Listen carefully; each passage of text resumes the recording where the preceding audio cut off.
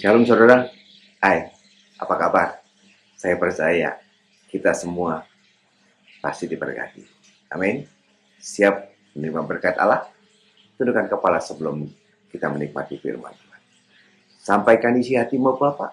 Kembali kesempatan ini kami boleh bersama-sama Tuhan nikmati firman-Mu dimanapun jemaat-Mu berada, apapun kondisi mereka. Kami butuh firman-Mu, kami butuh terobosan daripada-Mu.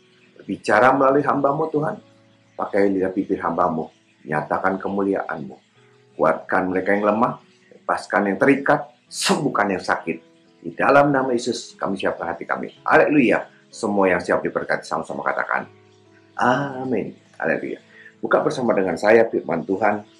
Firman-Nya terambil dari Ester 3 ayat 8 sampai dengan 10. Ester 3 8 sampai dengan 10. 8 firman-Nya berkata, maka sembah Haman kepada Raja Ahasiweros.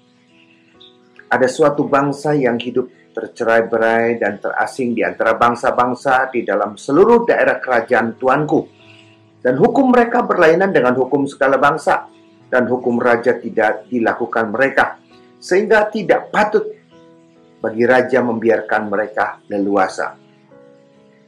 Jikalau baik menurut pada pandangan raja, hendaklah dikeluarkan surat titah untuk membinasakan mereka.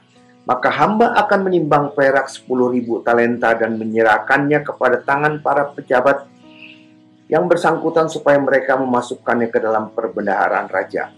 Maka raja mencabut cincin meterainya dari jarinya, lalu diserahkannya kepada Haman bin Hamedata, orang Agag, seteru orang Yahudi itu. Haleluya. Saudara, luar biasa firman Tuhan. Kita membaca di mana Haman mau membunuh seluruh orang Yahudi. Ini ceritanya, Haman mau membunuh seluruh orang Yahudi yang peraturannya katanya berbeda dengan peraturan mereka, dan raja sudah menyetujuinya. Bayangkan saudara, raja sudah oke, harinya, tanggalnya, tempat, semua serentak bunuh orang Yahudi. Itu hasil daripada semuanya. Saudara, betapa mengerikan sekali kalau kita mengalami hal yang seperti itu. Pernah saudara mengalami seperti itu? Di mana sudah ada deadline-nya, sudah ada waktunya, sudah ada persiapannya, semua sudah jelas. Apa yang harus kita lakukan? Kita takut, kita khawatir. Saya pernah mengalami saudara, di mana karena hutang piutang, rumah mau disita, sudah ditetapkan mau disita atau mau dilelang, saudara, tanggalnya, waktunya, tahunnya, semuanya sudah jelas, tinggal hari haknya saja. Saya dapat bayangkan, makanan seenak apapun tidak akan kita berselera untuk makan. Pikiran kita berpikir ke sana bagaimana jadinya kalau sampai dilelang. Apalagi kalau misalkan nilai asetnya ada 5 miliar, kita cuma minjem 1,5 miliar, akibatnya kita harus dilelang dan segala macam. Pikiran-pikiran yang negatif terus keluar dalam pikiran kita, dan saya percaya tidak bisa makan di sana. Apa yang terjadi, belum lagi malunya, belum lagi apa yang kita harus katakan kepada orang tua kita kalau masih ada orang tua. Itu yang terjadi saudara. Inilah yang dialami oleh Mordekai. Saudara, kenapa semuanya ini bisa terjadi? Kita akan pelajari sama-sama. Saudara saya diberkati, mari kita buka firman-Nya. Coba kita buka ayat firman-Nya di dalam Ester 3 ayat 5 sampai dengan 6. Ester 3 ayat 5 sampai dengan, kenapa sih sampai semuanya bisa ini terjadi? 5. Ketika Haman melihat bahwa Mordekai tidak berlutut dan sujud kepadanya, maka sangat panaslah hati si Haman. Tetapi ia menganggap dirinya terlalu hina untuk membunuh hanya Mordekai saja, karena orang telah memberitahukan kepadanya kebangsaan Mordekai itu Jadi Haman mencari ikhtiar memusnahkan semua orang Yahudi, yakni bangsa Mordekai ini, di seluruh kerajaan Ahasiweros. Itu yang terjadi, saudara. Jadi masalahnya cuma sepele kalau kita lihat. Karena Mordekai, saudara, jangan bingung ya, ini nama agak susah. Rajanya Ahasiweros, ada Haman, ada Mordekai. Mordekai ini tidak mau sujud, tidak mau menyembah kepada si Haman. Si Haman panas. Kemudian dia mau bunuh si Mordekai. Tapi dia tidak mau bunuh Mordekai saja. Karena dia tahu kebangsaan daripada Mordekai itu seperti siapa? Itu Yahudi. Dan dia Haman merancangkan semua orang Yahudi yang ada dalam negeri Ahasiweros itu, di dalam Raja Ahasiweros itu mau dibunuh semuanya. Kenapa Haman begitu panas? Kok dia disembah, dipuja seperti itu? Kita lihat ayat pertamanya. Ayat pertamanya di dalam Ester 3 ayat pertama. Sesudah peristiwa-peristiwa ini, maka Haman bin Hammedata orang Agag dikaruniakan kebesaran oleh Raja Ahasiweros, dan pangkatnya dinaikkan serta kedudukannya ditetapkan di atas semua pembesar yang ada di hadapan Baginda. Oh, ceritanya begitu. Si Haman baru naik pangkat. Karena dia naik pangkat, kemudian orang-orang semua pada sujud nyembah pada dia. Oh, pada ngejilat semuanya, pada sembah, pada sujud di situ. Tapi Mordekai tidak mau berlutut di sana, tidak mau menyembah. Orang-orang memberitahukan kepada dia, udah nyembah, udah lutut gitu loh. Dia tetap kukuh dan mau. Saudara, inilah masalahnya cuma sepele, dia tidak dihargai. Dan itu dampaknya begitu luar biasa. Saudara, ini dialami oleh orang si Mordekai. Kenapa Mordekai tidak mau? Mordekai punya prinsip, soalnya saudara. Mordekai punya prinsip. Prinsipnya ada di dalam Keluaran. Yang dia pegang Keluaran 20 ayat 5. Itu prinsip yang dia pegang. Keluaran 20 ayat 5. Firman-Nya berkata apa? Jangan sujud menyembah kepadanya atau beribadah kepadanya, sebab aku, Tuhan Allahmu, adalah Allah yang cemburu, yang membalaskan kesalahan bapa kepada anak-anaknya, kepada keturunannya ketiga dan keempat dari orang-orang yang membenci, dari orang-orang yang membenci. Saudara, ini yang terjadi. Jadi si Mordekai itu, dia berpegang, dia punya prinsip, dia tidak mau menyembah, karena dia punya pegangan kecuali kepada Tuhan saja yang dia mau sembah. Saudara, judul khotbah saya pada saat kesempatan inilah, siapa yang engkau takuti? Siapa yang engkau takuti? Manusiakah yang kau takuti atau Tuhan yang kau takuti? Mordekai takut kepada Tuhan dan tidak takut kepada si Haman. Sekalipun ancamannya adalah kematian buat orang Yahudi. Saudara, kalau kita lihat peristiwa ini sepele sekali.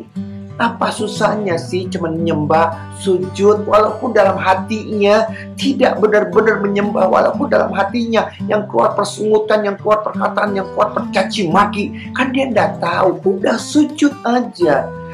Tapi Mordekai tidak mau sujud, dia takut kepada Allah dan tidak takut kepada manusia. Dia percaya Tuhannya bisa membela dia. Itu yang ada dalam pikirannya. Saudara, persoalan sepele sekali. Kalau saja dia mau berkompromi, kalau saja dia mau sujud, masalahnya satu, akibatnya. Bukan Mordekai, dia tidak mau sujud, dia tidak mau nyembah. Bukan saja dia yang punya masalah, yang dibunuh, tapi orang-orang Yahudi yang tidak tahu apa-apa, mereka kena dampaknya. Dia tidak mau tahu dan dia tidak mau kompromi, dan akibatnya seperti apapun dia tetap tidak mau. Saudara lihat waktu si Daud, Siklag terbakar. Daud punya istri, anak, gundik, budak, semua kekayaan ambil dombanya kena dirampok semuanya, dan rakyat yang mengikutinya pun mengalami hal yang sama. Apa yang terjadi? Reaksi yang terjadi adalah reaksinya rakyat itu mau merajam Daud ini gara-gara kamu, karena kamu sebagai raja yang tidak baik, saya melindungi segala macam. Itu yang terjadi. Padahal kan Daud berkata, aku juga alami hal yang sama. Daud tidak melakukan sengaja. Daud pun tidak mau. Tapi kalau ini kan Haman, dia bisa. Apa susahnya dia sujud, dia menyembah. Kompromi sedikit lah. Yang penting aman, yang penting damai, yang penting tidak ada kecelakaan, tidak ada peristiwa pembunuhan seperti itu. Tapi Mordekai tetap pegang prinsip. Dia lebih takut kepada Allah daripada takut kepada manusia. Itu prinsipnya. Saudara, saya juga pernah mengalami hal yang seperti itu pilihannya. Saya terima Tuhan Yesus sebagai Tuhan dan Juru Selamat, tetapi saya kan lahir dari keluarga yang bukan Kristen, yang dimana masih ada penyembahan nenek moyang.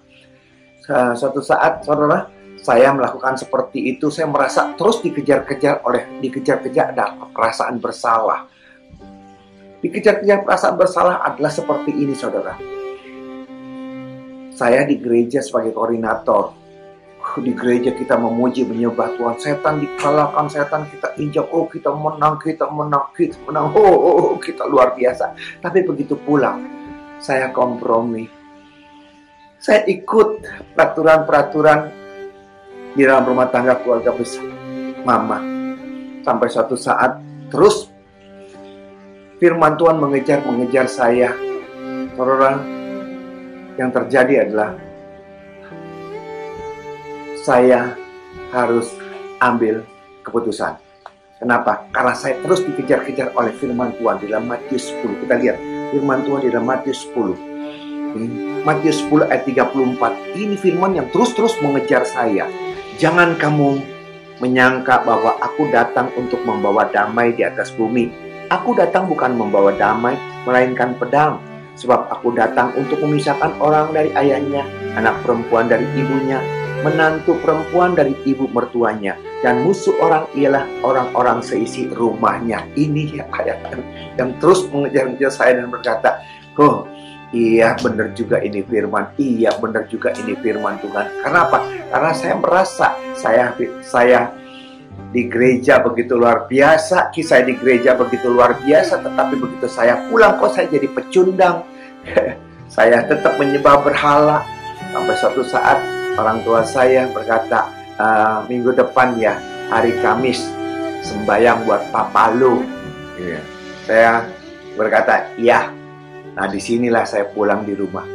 Saya pulang di rumah, saya katakan sama istri saya, tanggal hari Kamis ada sembahyang. Saya langsung berkata, aku sudah waktunya nih untuk ngomong, untuk berbicara.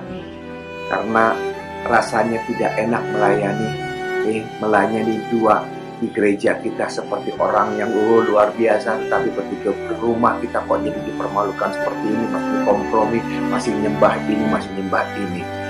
Sampai satu saat, sebelum hari H-nya, hari Selasanya, saya datang ke sana, saya bicara sama mama saya. Saya berkata kepadanya, "Ma, aku sudah Kristen. Aku tidak boleh megang seperti ini." Marahnya bukan main, saudara. Marahnya bukan main. Marahnya bukan main, saudara. Dia berkata, dasar kamu anak kurang ajar, mentang-mentang sudah punya usaha, punya istri, punya keluarga, punya segala-galanya. Engkau lupa dengan bapak orang tua. Mama bukan sembarangan. Yang mama minta ini kan bapak lu. Kalau bukan tidak ada bapak lu, kalau tidak ada mama lu, dari mana kamu datang? Memangnya Yesus kamu yang melahirkan kamu? Aduh, saya jalan Tuhan. Roh Kudus jangan dicatat. Mama tidak tahu, orang tua saya tidak tahu. Dia tidak ngerti, jangan dicatat perkataannya. Gitu, saya tidak bisa berkata karena saya cuma diam, saya cuma nangis dan diam, saya tidak jawab satu patah kata pun. Sampai akhirnya dia berkata begini, memangnya di gereja kamu ngapain? Ya melayani apa? Yang doain orang kalau ada yang sakit. Orang lain sakit kamu doain, mamamu sakit tidak kamu doain. Saya tanya, memang sekarang mama sakit? Iya, mama mau aku doain? Mau. Saya senang banget. Langsung saya ambil minyak urapan, saya pakai minyak, saking excite-nya minyak urapan 1 botol gitu. Saya celupin sampai kebanyakan, mendudukan, jadi banyak, tempelin kepalanya. Dan di situ saya tuntun dia. Dia tuntun dia terima Tuhan sebagai Tuhan dan Juru Selamat. Ya saudara, itu saat-saat yang paling indah buat saya. Memang luar biasa saudara. Doa orang benar besar kuasanya. Sebelum saya menghadap kepada mama saya berdoa terus saya minta pimpinan Roh Kudus. Tuhan, jamah Tuhan, jamah, lembutkan mama saya, lembutkan mama saya, lembutkan mama saya, saudara. Dan Tuhan Kudus bekerja dengan luar biasa. Amin. Jadi, yang saya pegang tuh firman Tuhan di dalam Amsal 16 ayat 7. Saudara, Amsal 16 ayat 7. Kalau Tuhan berkenan pada jalan seseorang, ya, kalau Tuhan berkenan dengan jalan-jalan kita, musuh kita yang akan diperdamaikan dengan hidup kita. Musuh kita akan diperdamaikan oleh Allah, saudara. Dan benar-benar saudara, saya tidak jawab apa-apa. Kalau saya jawab kurang ajar, saya mau jawab makin panas dia. Lebih baik saya cuma diam. Saya cuma diam dan Roh Kudus bekerja dengan luar biasa. Karena dan mama saya berkata, ya udah, kamu nggak usah, enggak apa-apa, tapi harus datang. Dan mulai hari itu, hari Kamisnya, saya datang ke sana cuma sebagai penonton di sana, melihat mereka semua melakukan gitu. Saya cuma datang sebagai anak, saya ada di situ, ada lagi di situ. Dan mulai hari itu saya bebas. Haleluya. Ada amin saudara? Yes. Saya tidak mau terus dituduh dan tertuduh seperti itu. Saya harus ambil tindakan. Siapa yang saya takutkan? Saya takut kepada orang tua atau saya takut kepada Tuhan? Bukan berarti saya harus kurang ajar kepada orang tua, tapi firman-Nya berkata, emang harus terjadi seperti ini. Dia datang ke dunia bukan membawa damai, bawa pedang, akan terjadi keributan-keributan, tetapi Tuhan akan memperdamaikan, Tuhan akan melembutkan, Tuhan akan menjamah, bertindak, Tuhan akan menyelesaikan. Dan sampai sekarang, kalau saya terlambat pergi, dia berkata, kok nggak ke gereja? Emang kenapa? Indahnya saudara. Ada amin. Ada satu cerita, ada satu lagi contoh yang luar biasa lagi saudara. Ada satu contoh lagi, Daniel saudara. Saudara pasti udah ingat dengan Daniel ini saudara. Daniel 6 ayat 4 sampai dengan 6. Kita lihat Daniel 6. Daniel 6 ayat 4. Maka Daniel itu melebihi para pejabat tinggi dan para wakil raja itu. Karena ia mempunyai roh yang luar biasa dan raja bermaksud untuk menempatkannya atas seluruh kerajaannya. Saudara, Daniel luar biasa. Raja boleh diganti, tetapi penasehatnya, orang-orang pentingnya tetap Daniel ada di sana. Kemudian para pejabat tinggi dan wakil raja itu mencari alasan dan dakwaan terhadap Daniel dalam hal pemerintahan karena mereka ngiri akan posisi si Daniel. Tapi mereka tidak mendapatkan alasan apapun atas suatu kesalahan, sebab ia setia dan tidak ada didapati suatu kelalaian atau suatu kesalahan padanya. Maka berkatalah orang-orang itu, kita tidak akan mendapatkan suatu alasan dakwaan terhadap Daniel ini kecuali dalam hal ibadahnya kepada Allahnya. Itu yang terjadi. Mereka tidak mendapatkan kesalahan untuk bisa mendapat. Hanya ada satu kesalahan yang mereka bisa masuk ke sana. Ini adalah ibadahnya. Saudara, ini yang terjadi. Ini yang terjadi. Makanya bikin peraturan, tidak boleh orang berdoa kepada Allah mereka, hanya kepada raja saja. Siapa yang melanggar ini dilempar ke gua singa. Karena kalau kita mendengar peraturan seperti itu, apa yang terjadi? Daniel, dia lebih takut kepada Allah daripada kepada raja. Apapun peraturan-peraturannya, dia lebih takut kepada Allah. Sekalipun peraturan itu keluar, dia tetap seperti yang biasa dia lakukan. Dia beribadah, dia berdoa kepada Tuhan. Dia dengan kata lain, dia tidak takut dengan manusia. Dia tahu kepada siapa yang dia takut. Dia lebih takut kepada Allah. Saudara, itu yang terjadi dalam hal ibadah. Hari-hari ini apa yang terjadi, saudara? Hari-hari ini COVID-19 membuat kita tidak bisa beribadah kepada Tuhan. Sekarang masalahnya, saudara lebih takut kepada COVID-19 atau saudara lebih takut kepada Tuhan? Ada offline dan ada online.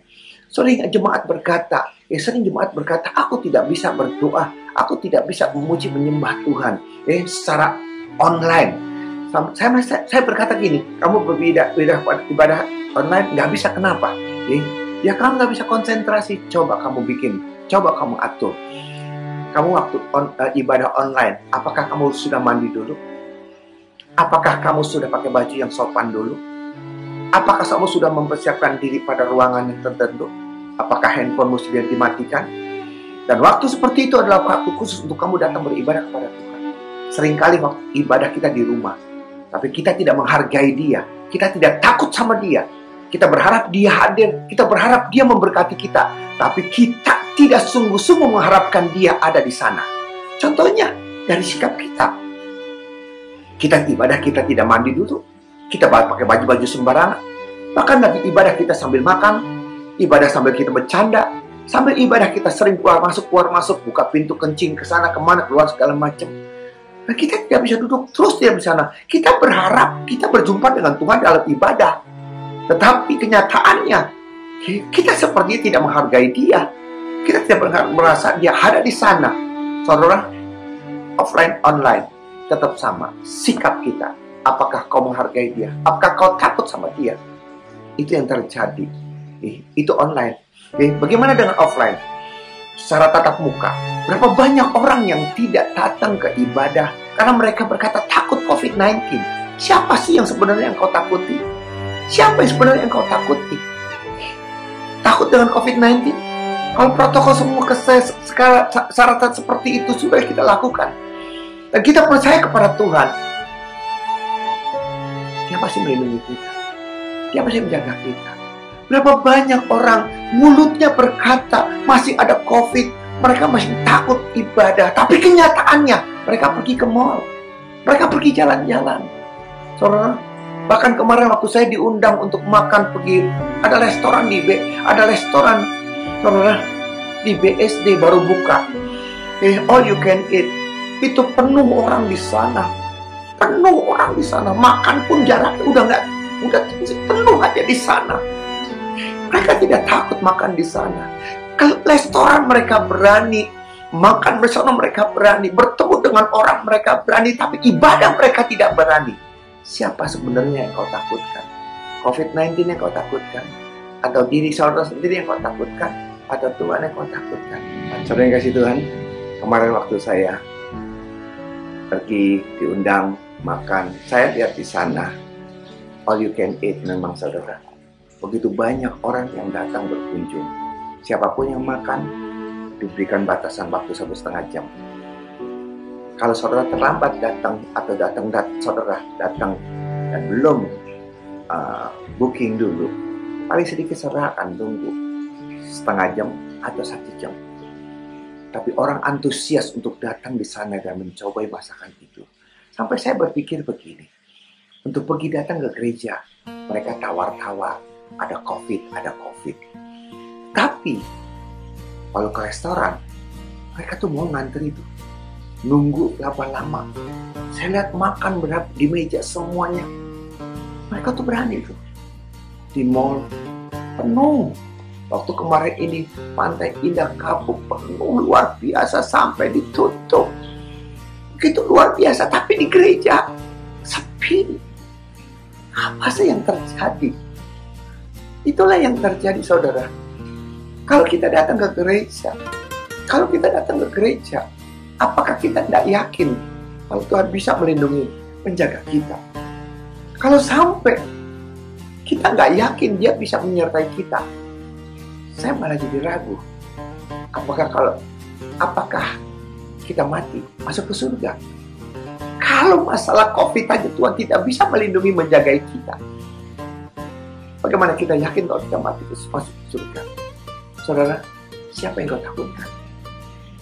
Kau takut COVID-19? Atau kau takut Tuhan?